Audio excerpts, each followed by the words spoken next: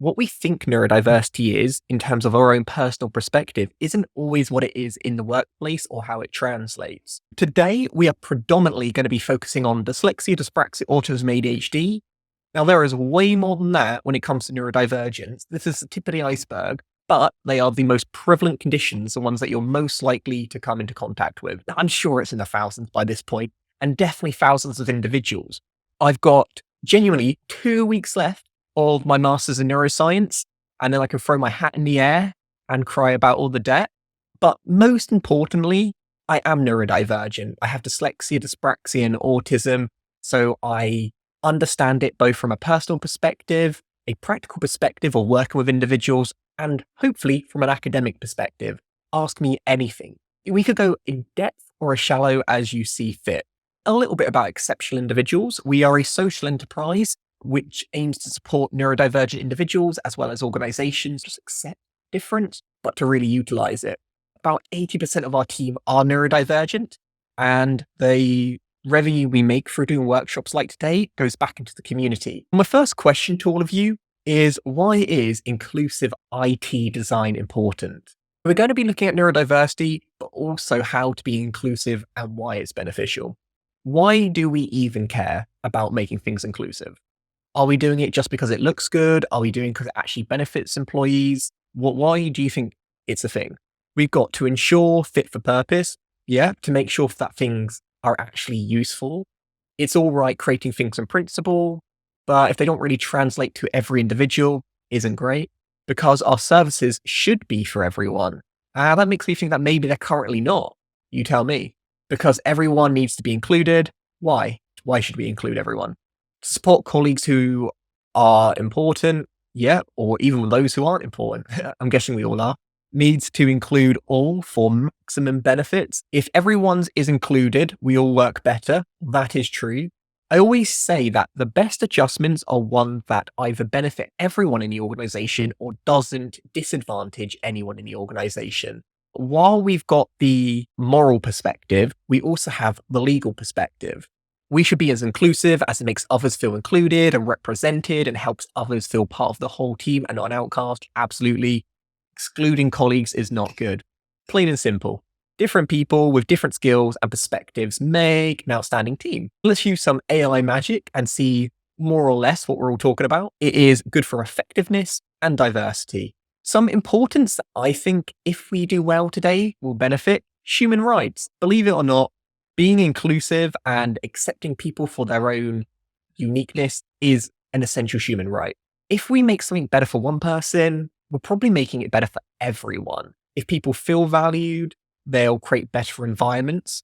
We've got growing demand. More and more people are getting diagnosed, and more people are feeling able to speak about it. Whether or not it has been something that has been brought to your attention today, I guarantee you that tomorrow it will be.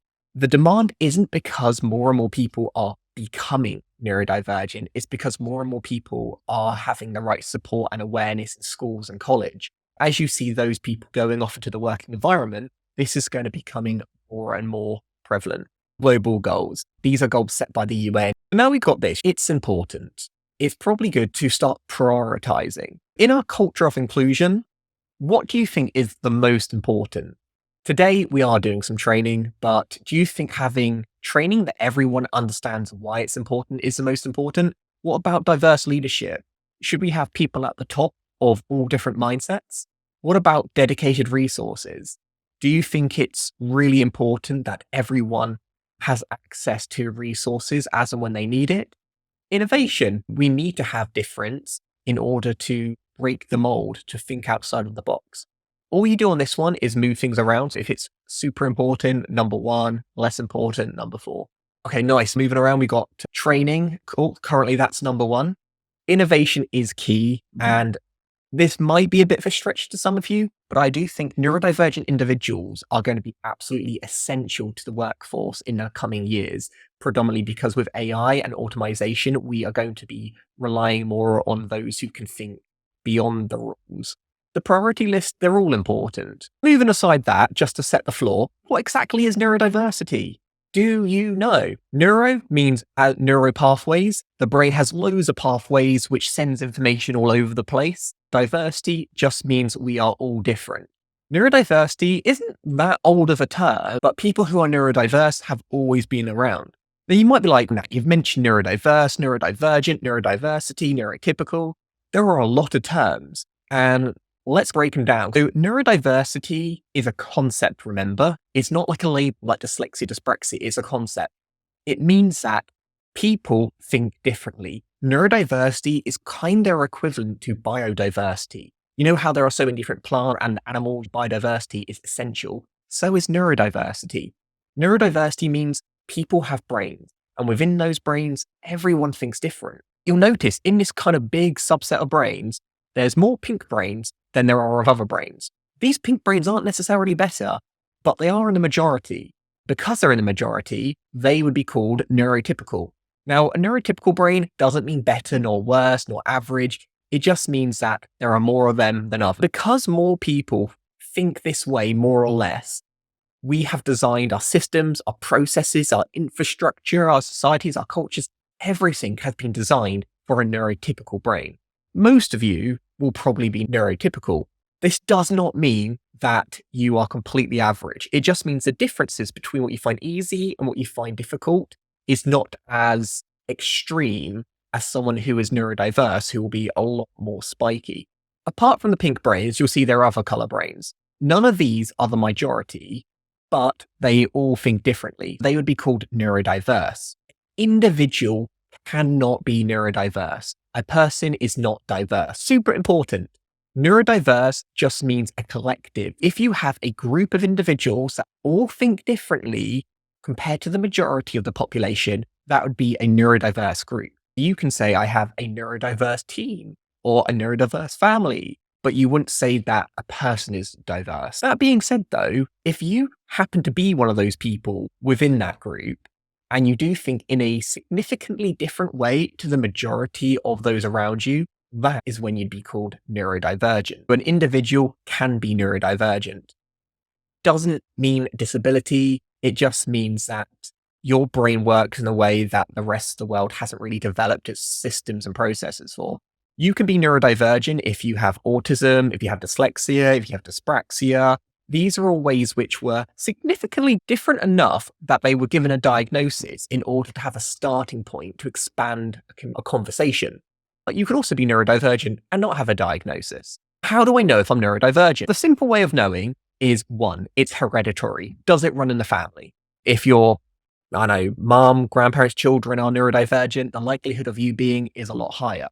The other thing, look at the differences between what you can do well and what you find more difficult. Is the difference like a little bit of a margin, or is it a significant one? So for example, you could be amazing at communicating verbally, but really struggle to write like pen to paper. Or you might be very analytical, but not able to make eye contact. It's about the fluctuation of ability. That's how you know. If there are certain things in day-to-day life which other people find second nature, and you take additional time to process or to convert it into a language that you understand, that's another telltale sign. Hopefully that helps. I'm going to test you on how well you currently understand neurodivergence. What is the global population? Are we looking at about 1% of the population is neurodiverse or neurodivergent, about 15% or about 51%? This could quite help us in understanding how many people may be requiring support. It is 15%. Now, this number varies depending where you get your stats from, but 15 to 20% is an average one. Now, dyslexia, which is around reading, is predominantly around about 10% of the population. Autism's about 1%, ADHD is about 1%, dyspraxia is about 5%. The key takeaway here, though, is this is really common. It is a massive percentage of your organization. If we're to be conservative here and take away those who aren't in work, approximately 10% of your team very well may be neurodivergent. In certain sectors, such as ones in like IT, for example, that number could be a lot higher. Do not go off what people have disclosed, because the amount of people who disclose to the amount of people who actually are there's going to be a massive discrepancy there. Global dyslexia stats. How many people are dyslexic worldwide?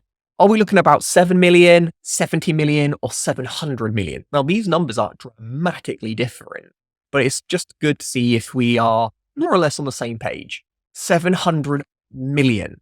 This means that if you currently haven't developed your processes to take neurodivergence such as dyslexia in mind, we are missing a massive amount of accessibility for a wide variety of individuals. Now we're going to go into a bit like, okay, neurodivergent people exist. We've always exist, but how can we make things as inclusive as possible? The challenges are there because when people develop processes, they never really thought we were real. They never thought maybe we should think that not everyone thinks black and white. Now we are retrospectively going back and trying to fix it. That's not best practice. Best practice is universal design. This is creating it with individuals in mind to begin with.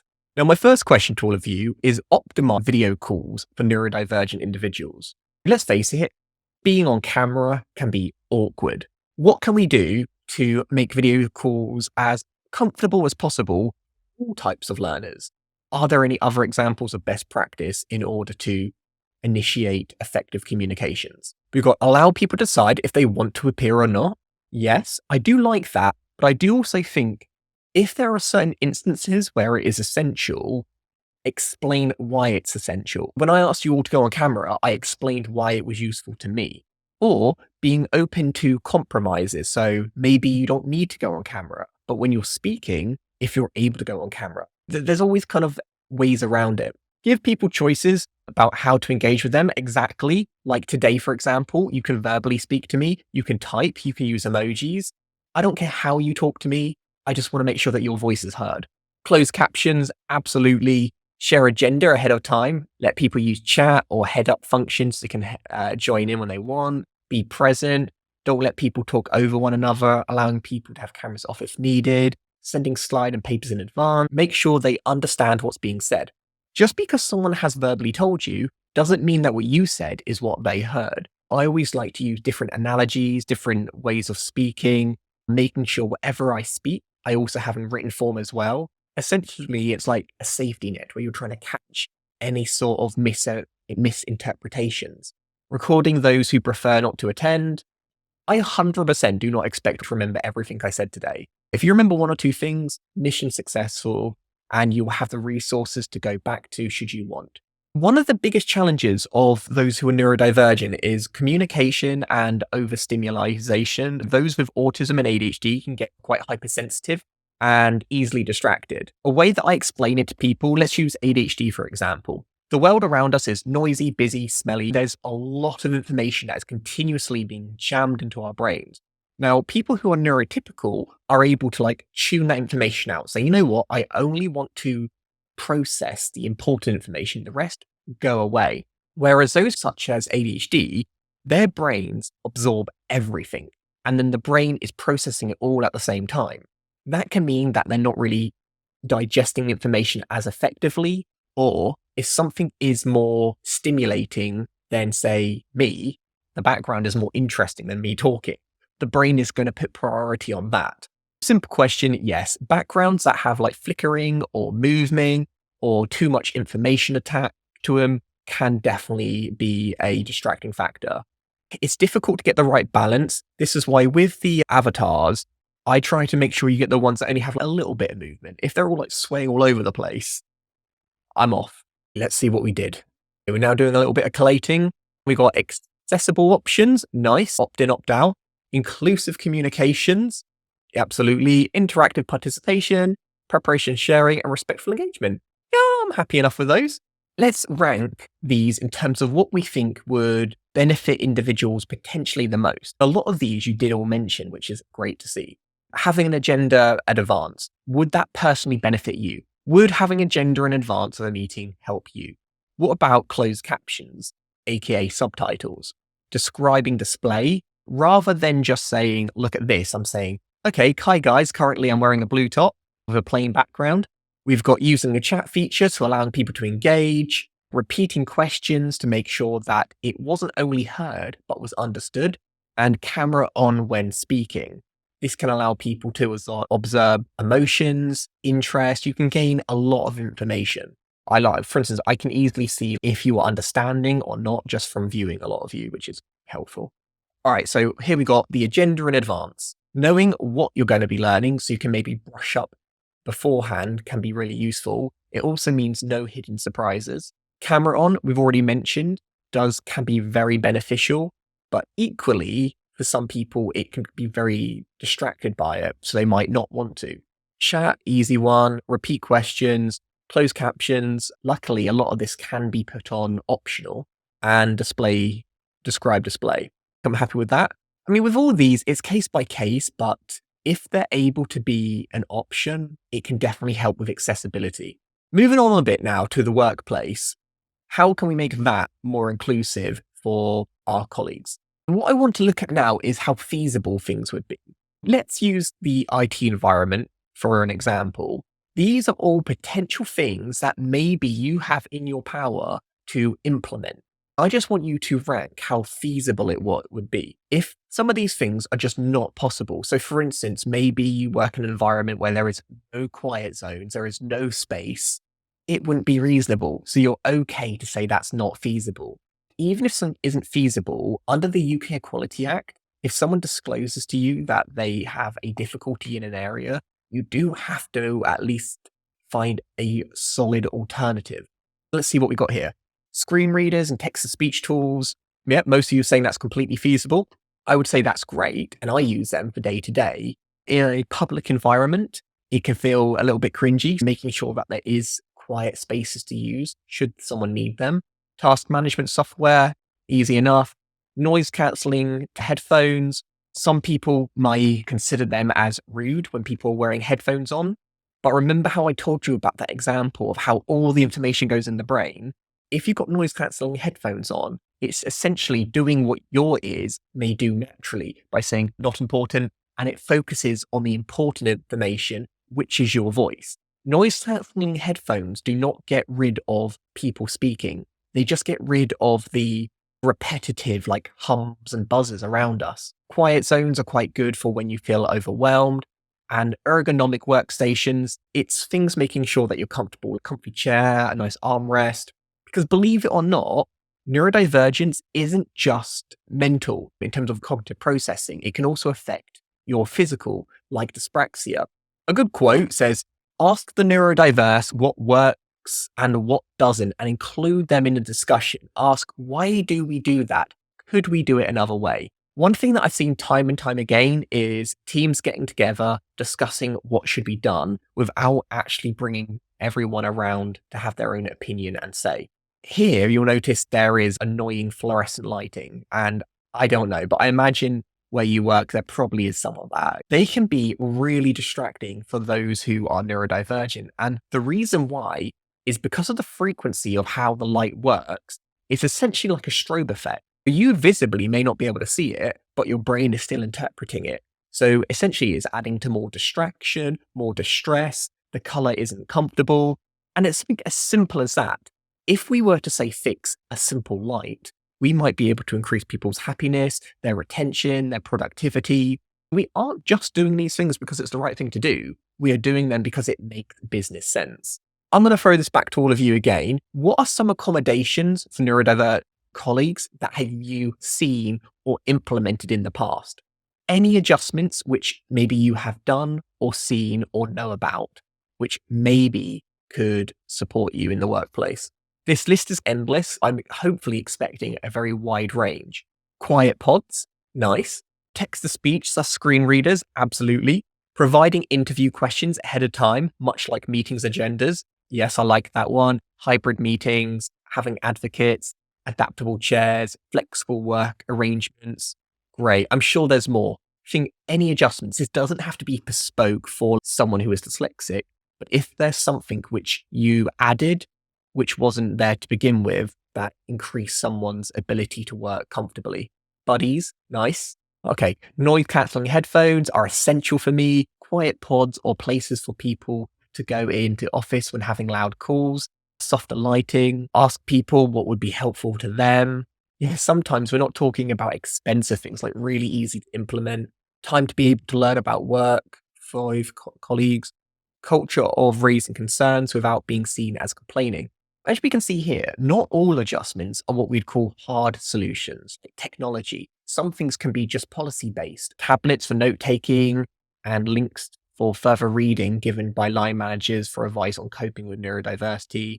For outside of the normal requests, yes, that can be challenging sometimes, particularly when you're in such a large organization which has such strict policies or procedures in place. So this is a really good start, but trust me, we've only scratched the surface. We've got quiet spaces, assistive technology, flexible arrangements, and supportive culture. All great adjustments and all reasonable as well. Here are some which you may want to consider in the future. We've got written protocols. If you verbally speak to someone like, oh, hey, Jack, I just want to speak to you about this request, you are also following it up in writing and vice versa. So it goes both ways. Because remember, just because you have said something and you understand what you meant isn't how the other person interprets it. Neurodivergent individuals often interpret things significantly different, particularly those who may have autism, for example.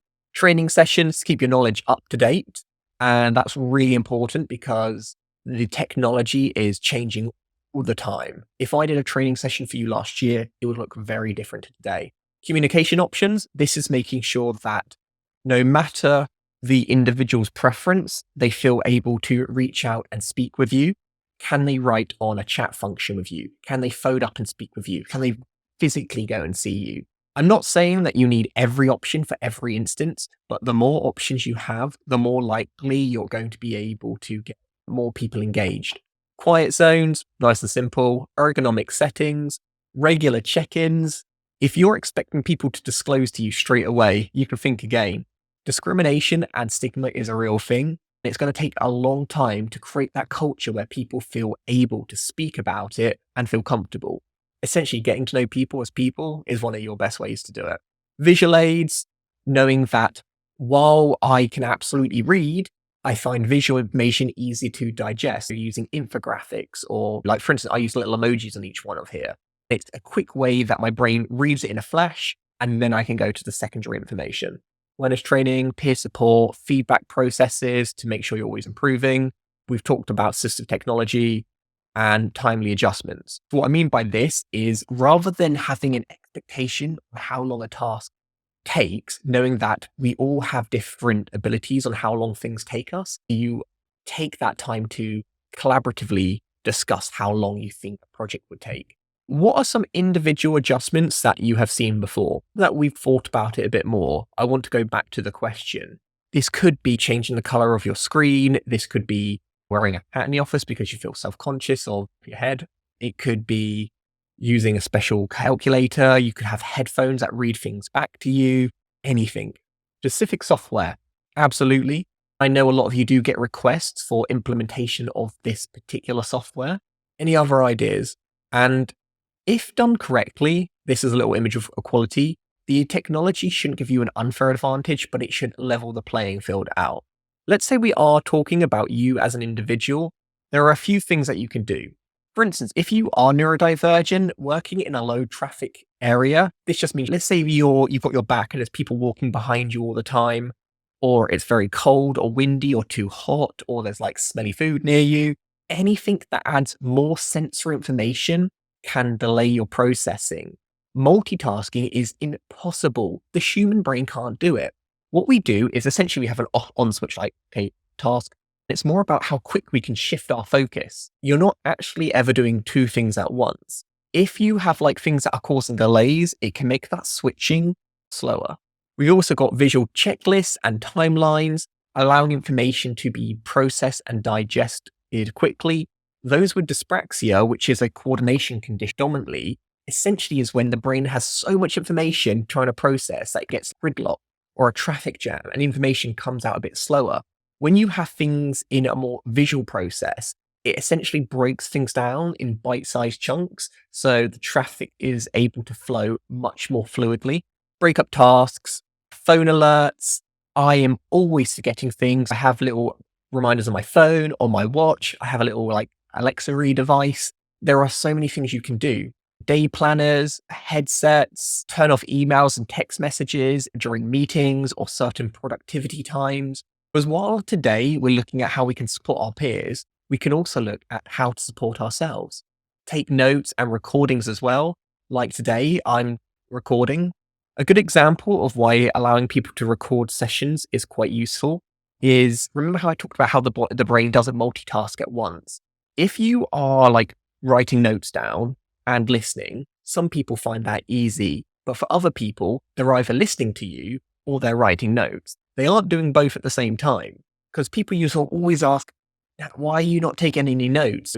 And I'm like, if I do that, this is going to be a one-way discussion. We've got follow-up on oral conversations. If I have verbally spoken to you, I'm also writing it back to you as well. This is a great way to meet expectations. Otherwise, you tend to flip through the net or you walk away with the wrong opinions. Digital software tools are nice. Now remember, do use this little chat function here if any of you do have any questions, because I appreciate I'm a fast speaker. Feel free to stop me and be like, nah, I want you to go in a little bit more detail about that. We're now going to look at digital communication, communicating with individuals. When we are responding to them via email or chat function, whatever services you use, there are definitely areas of best practice which can mean the likelihood that misunderstanding is minimized. Because as I said before, the condition or the label is very rarely the problem. It is normally the communication misunderstanding goes along with it. You say something, the other person hears something else. That is what we're going to be looking at, hopefully trying to overcome. Let's start off with a nice simple one, font. All I want you to do is put a little pin, if you're able to join on your phone, on the font that you find the most comfortable to read. Not all fonts are created equal. Okay, Times New Roman, Open Sans, nice. Robotta, I'm a Helvetica person myself, but I don't think that's on there. Just so you know, the font does make a difference, because if you have dyslexia, like me, you absolutely can read. The way you read is quite different to a neurotypical person. A neurotypical person will normally use phonologics where they break words down. So they're able to see patterns and they're able to process, where a dyslexic person may see things the same as like flat images. They remember what a word looks like rather than being able to break it down. The easier something is to read, the more the brain recognizes what it looks like. When you start using fancy fonts or swells or little kind of swishes, the brain isn't able to recognize it as quickly. It adds additional delay, which can increase the comprehension that someone takes afterwards. A quick tip, anything which has more distinct letters. So the reason some people dyslexic, D's and B's mixed up, is they look very similar. And the brain is always looking for the quickest way to solve a problem. So that way, it's something similar, it's just going to keep on running. You want letters that look distinct enough, the brain doesn't get confused, but simple enough that it's able to keep fluid. In terms of typography, sans fonts are particularly good because every letter is very distinct. It's very easy to recognize. These are ones like Arial, Helvetica, Verdada, like all these are really good. Having ones have a good letter distance, so there's enough breathing room that allows you to see every single letter as an individual letter. Joined up handwriting can be really challenging. Large fonts, 12 or above. Though we aren't talking about visual impairments, those with dyslexia, again, if words are smaller, they tend to blur together. The more they blur together, the less that the individual will be able to retrieve the information of what that word looked like previously. We're just adding delay. The more barriers we put in place, the more delay, the longer things take, the more there's misunderstanding. Now, question back to review, what is your idea of plain language? If I was to say to you, write an email in plain language, what would that look to you? And this section is focusing on people's comprehension and understanding. We've got no fussy words, avoid acronyms, shorter sentences, active rather than passive tense, to the point, everyday words that most people can understand. These are all really great. The reason we're doing this is not because those who are neurodivergent are less intelligent. Not true, not even related. Because every time we create a more convoluted mess of tangled words together, we are slowing someone's processing down and it's making it less effective. If you aren't able to take a complex subject and explain it in a simple way, you do not know it well enough. Keep things succinct, say what you mean to say, try to avoid flowery language for the sake of it. Bullet points can also be really useful. Ambiguous, make sure that there isn't any double meanings. Another thing you can do is read it back to yourself and see about the intent. We all interpret things differently, make it as clean and as neat as possible. White space, nice, no difficult words, no jargon or unexplained acronyms. Again, every time we are simplifying it for ourselves, we're creating additional cognitive processes for the individual. Analogies, proofreading. Though I do think proofreading is important, understand that if you have dyslexia, for example, typos can't really be helped. I have loads of systems in place. I have spell checkers. I have lots of different gadgets and gizmos. They are like a safety net, but the safety net will still have holes in. Good point. I like active voice as well. It's far more clearer to what the intent is. Try not to use any of this kind of sneaky words behind the belt, like make it clear. I promise you, if you are able to do this, it will save you a lot more time in the long run. Concise, simplistic, clarity, and directness. Some language tips, as we said, the voice, like it. Avoid metaphors. I do love using metaphors, but I always explain what the metaphors mean as well as using them. One example that I put here in terms of like website design is wrong password, try again, recommendation, recover password. You're making it very clear what the options are. When we're being very descriptive, people know if you've got a document and you've got hyperlinks, rather than just putting the hyperlink, you mention it. This link will lead you to this. There's no kind of hidden surprises. Things are very clear to what your intent is. The next one is color palette. Color palette is individual to most people, but there's a condition called Myers-Erlen syndrome. It is a subset of dyslexia. Remember how I told you the more barriers we put in place, the more difficult it is to do a number of tasks? Those with dyslexia often struggle with contrast. So when we're looking at traditional documents or pages, the contrast between white and black is the biggest contrast you can possibly do. And this can make words harder to read. When we talk about focusing on the font, if we are struggling to read the words, our understanding is going to dip. Pastel colors are quite a useful way of making things engaging, but not so much that they're distracting. So what you'll see on this presentation, maybe it's too subtle, but the background isn't actually white, it's off-white. If you've ever seen people who have glasses that have colored tints, or they use kind of filters which they put over their screen, and they might be yellow, blue, gray, that is all to do with changing the contrast to make it less intense. It's worth noting, if possible, you have a feature on the website which people can choose the color. Because our eyes all absorb light in different ways, just say using yellow paper isn't going to fit it for everyone. For me, light blue, I find it easier. If you gave me something in yellow, it would make no effect. If not, it could actually make something a bit more harder. Just be mindful that colors have a big impact, but if at all possible, avoid the stark contrast.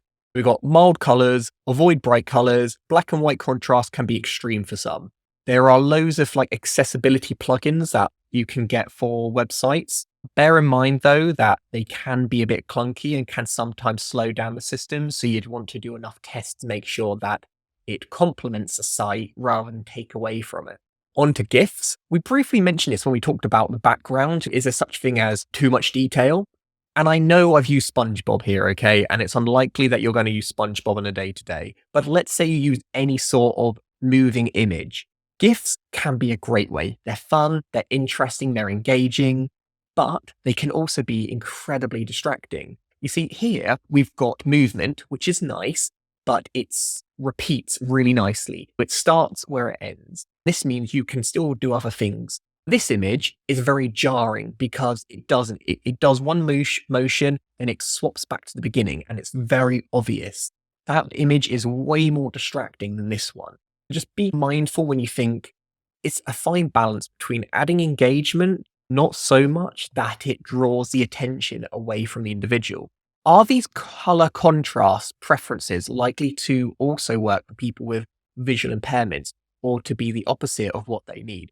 In terms of the colors they choose, do you know what? Actually, it might be the complete opposite, because for people with visual impairments, having contrast can make it easier to distinguish between what is text and what is background.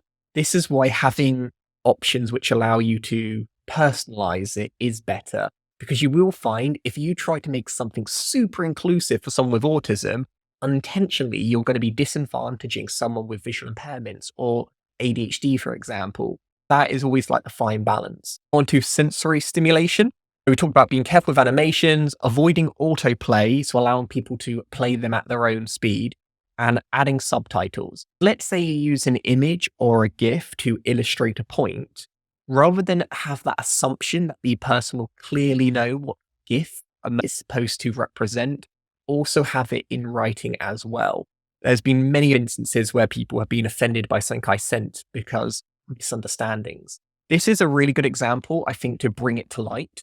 I want you to look at these images and I want you to write what you think they are referring to. What words/actions do you associate with these icons? Fingers crossed, let's say everyone understands everything the exact same way. Everyone's answer is going to be exactly the same here. That's what we're hoping for.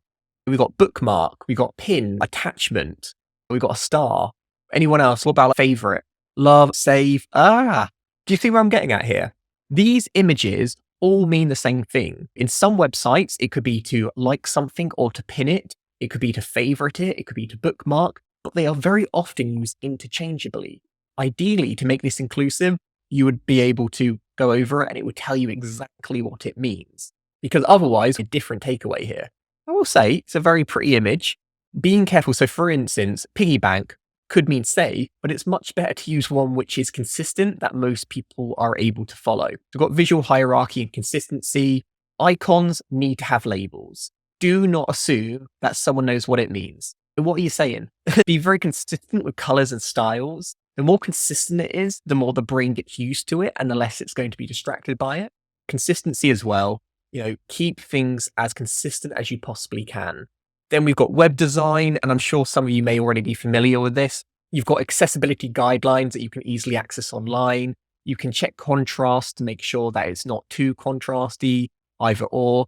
If you are not sure if your language is appropriate, you can go to Hemingway, which can make sure that what language you aim for it to be accessible for. I think, and some of you may correct me if I'm wrong, I think something like the Sun newspaper is aimed at a 7-year-old. It may not be surprising to some of you, but in terms of how it's written. And that isn't because it's assuming its audience is dumb, but it's making sure that it is easy to understand for as many people as possible. If there's a way of saying something in a similar, more direct way, that's better writing. Now we're going to focus on tech adjustments. What are things that people may be recommended? What are things that they may require? Your job isn't necessarily to know every single software known to man. If you have a good broad knowledge, this can really help individuals feel understood and heard and be able to signpost them in the right direction. We've got Global Auto, which is essentially a very specialized spell checking software. Read and Write, that reads things back to you, helps with grammar. Dragon is essentially when I speak, it writes things down for me very accurately. Clara Read is an equivalent to Read and Write. MindView and Mind Manager are mind mapping software. We've got Brain in Hand, which is a good app which can support people who may have autism or may get overstimulated and need to break things down. Caption Ed is a great bit of software which can essentially turn any audio into a caption. While there are a lot of programs that have this built in, not everyone does, and the quality varies. A dictation software can record your written verbal notes into written information. Pen readers, if you're someone who may struggle with reading, and in the physical world, you just scan over it and it will read it back into your ears. British Sign Language is like apps which can show you how to communicate via sign language. There are lots of different options. Why is it important to know about these assistive technologies? You might never use them. Why do you even need to know what ones do what and how they are done? We got to be an inclusive employer. It allows people to undertake their roles without complication. It means they can just focus, more independence, to improve our communication and working practices, to advise support systems, support our colleagues. Keep them coming, everyone. If you think this question is too obvious, give me a more detailed response. Help colleagues maximize potential, how it works to support others. We are essentially decreasing the barriers. The way our brains are not broken, they are not wrong. But everything that the man, the organization, the people have already created, nobody thought about how we process information when it was being created. All this software does is allowing us to access the information that you've always had access to, leveling the playing field. Not everyone who is neurodivergent knows what assistive tech is available. Just because you get a diagnosis doesn't mean you know anything about your own brain.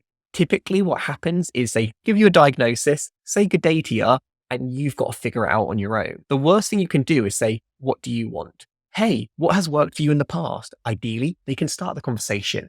And you can say, I know of this software. Have you thought about trying that? So if you meet in the middle, you'll often come to a real good solution. Yeah, making lives easier, support and employment, productivity and happiness. Very good, valid reasons. My top tips, admittedly, you've already said it, but is enhanced accessibility. More people can access the things that everyone else can access. Supports inclusivity, improves productivity, compliance with regulations. Remember, this is a legal responsibility. If someone obviously has a disability, you have to do something regardless of whether or not they tell you. If someone is neurodivergent and it has been disclosed in some form or another, you legally have to do reasonable adjustments. Attract talents, encourage innovation, satisfaction. If you're ever curious about the legislation is called the Equality Act 2010. If any of you read it, which I recommend you should, it's not as bad as it sounds. Neurodivergence isn't included, but it's because it comes under the umbrella of disability. Whether or not you see it as a disability, the government does, so know that it is covered. Really quickly go through some software that you may come into contact with. Note-taking. This is things like Dragon, where you speak to your computer and it goes back. It's worth noting it's no longer available on Mac. If anyone has Mac, I recommend a free alternative. And this is going to come up more times than you think. So someone gets offered some software, but for whatever reason, it's not compatible with their computer. You can't just say, you know what, I tried, good luck to you. You have to be able to find a good alternative. Maybe there's ones pre-built into the system, maybe Google keyboard ones. There are alternatives. You do have to be able to find an alternative, even if it's not the one that was offered to them. Because let's face it, assessors, they're not all created equally. Some do their due diligence, others do not. Then global autocorrect. If any of you just use a spell checker. If you are an adult and you're like me and you make spelling mistakes all the time, global autocorrect will automatically correct your spelling as you type. No more you get those red lines, it just corrects it. Let's say you try to write exam and it will know what you mean. It gets smarter the more you learn it. It's a really nice bit of software and it runs in the background all the time. Some quick pros of it. It autocorrects, it has a large library, it works on both PC and Mac. You can upload your own words. But that being said, it's not all sunshine and rainbows. There are some cons, and I reckon the biggest con is that it's not going to do grammar. It doesn't tell you what is corrected, it just does it automatically. The biggest one is it's quite resource intensive. It's not something that I would recommend. In that instance, you might want to look at acceptable alternatives. Always want to make sure that as well, because this isn't often taken into consideration, like how the computer is able to deal with it. Dragon, again, great bit of software. It's better in a quiet environment, not if someone is in a public area. It no longer works for Mac. So if someone is a predominantly Mac user, it doesn't work, but you can get a mobile phone version as well. If you aren't able to get Dragon working, there are alternatives, even free versions. They're definitely not as good, but again, it's all about supporting someone, even if there are barriers or hurdles in the way to begin with. Then you've got mind mapping software, which are really useful for being able to get your ideas from your head onto paper. This is an area that a lot of people with ADHD struggle with, to be honest. Now, one of the biggest difficulties of having software which is created to give you a different way of getting your information on the paper is eventually you have to convert it back to a process that other people are familiar with. MindView, for example, is really great because it will convert it for you. Let's say you made this business plan. With a click of a button, it can convert it to a Word document, a PowerPoint document, an Excel document, and make the formatting all match. For example, here we've got this information and it goes to Excel back and forth. But it's not going to take any additional time. The reason why someone may use it is their brain just finds it easier to digest more visually. Now, the negatives, though, is that with most of this software, it does take a bit of a learning curve. It's not easy. And I'll be honest with you, most assistive technology is never used. And the main reason it is not used is because people forget how to use it. With this is the type of thing, you've got to really use it and get the most out of it early on. Otherwise, you never will. The training is essential. Compatibility and integration. Make sure that it does integrate with other software. Otherwise, you're just creating additional work for someone. One thing I will say about software like MindView is it is developed to look just like the Windows Office set of programs. If you're familiar with one set of program, you'd also be quite familiar with this software, even though it's not created by Microsoft. Another bit of cool tech is the OrCam or C Pen reader. If you work with anyone who works in very physical roles, so maybe not on a computer all the time, but struggles with the odd word, this is a physical little device you can take with you and can read magazines and books, and it'll go back into your ear. Very discreet. I often recommend this to people, like I said, who work standing up more stay or speaking to customers, where only 20% of their role, it requires them to read. The rest of the job is more face-to-face. It's, again, a nice little thing. It just scans it and reads. Very useful and very discreet as well. I will say, though, it has limited uses. If you are someone who can read, but just get tired after a while, not the best device. It's mainly suited for those who have more significant challenges in that area. We've got enhanced independence, productivity. Go through this. The cons of it is it's not perfect in every situation, and it does beat. One thing which I think is worth noting is the privacy concerns. This is a great piece of tech, but because it stores it like internally, some software stores it in the cloud, it may go against your privacy systems. So one thing that you may want to also know about before it is recommended or is bought. Because they are a physical device, they also can break. Just knowing who do you contact if they break. We've talked about the dictaphone equipment. This essentially turns your voice into text, similar to Dragon, but Dragon does it in real time, where this is something you might do afterwards for transcription. This can be very good for communication, documentation, the cons. One thing, actually, the biggest con I find with using dictaphones is the social stigma that is attached with it. If we're having a meeting and there's nothing recording, people are a bit more candid. But the second I put a recording device, it can change how people respond. Always ask for permission and explain why it will be used and what it will be used for can really help ease people's concerns. Mind Manager and MindView seem very similar, but there are different nuances to making sure it's the right thing. These work on computers, these work on your mobile phone. There are going to be differences for everyone. The same with sign language. While they may seem similar, they do have differences. So the more information you can support someone with, the better. No, that would be discrimination, and legally you are not allowed to ask someone if they have a disability or neurodivergence. You can ask them if they have any support requirements, or if you suspect they may have something, you can offer them adjustments which could benefit someone with autism, for example, but you can never outright ask them. Now, in terms of access to work, I know a lot of you are familiar with it, but also know that you can apply for it yourself. So the way people do, they either go to the government website directly, or they can go via exceptional individuals. The only difference is we specialize for neurodivergence, which is beneficial because the general government one tends to be a bit more pan-disability, and it might not be as relevant. Hence why sometimes I recommend adjustments which just really make that much sense. It is ongoing as well, and do know that if someone's situation has changed, new job, new environment, they can reapply. This isn't like a one-time and never again.